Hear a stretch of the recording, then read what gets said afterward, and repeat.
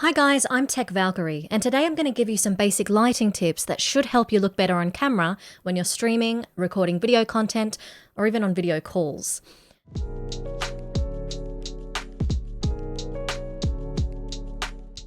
Now, lighting is one of the most important parts of your video setup.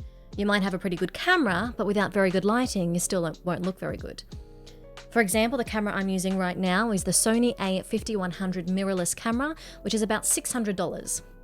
Now, if I turn the lights off that are in front of me, you would still expect the picture to look good, right? Well, let me show you. Yep. So the first thing you want to do is ensure that when you're facing the camera, there is some source of light in front of you shining on your face.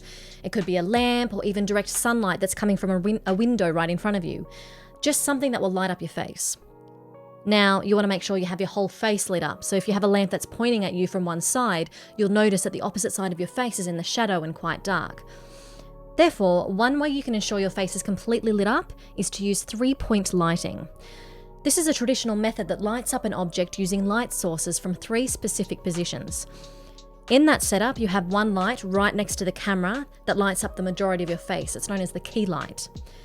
Then you place another light on the opposite side of the camera and further off to the side. And that one's known as the fill light and is designed to light up any of the shadows left on your face by the key light. Then if you happen to have a third light or a lamp lying around, you can use it as a backlight that shines on you from behind, sometimes on one side or the other. It gives you a rim of light and is intended to separate you from your background.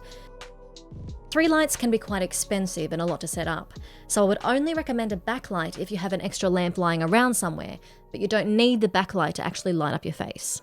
Some lights can also be quite harsh on your face, and so if you're going to be doing a lot of streaming or video content, I would recommend that you invest in a couple of lights that have a diffuser to make the light a lot softer on your face.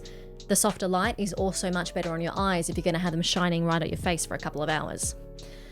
The lights that I use are the Elgato Keylight Airs. They are specifically designed for streamers, have a color temperature that ranges from 2900 to 7000 Kelvin, and an adjustable brightness up to 1400 lumens.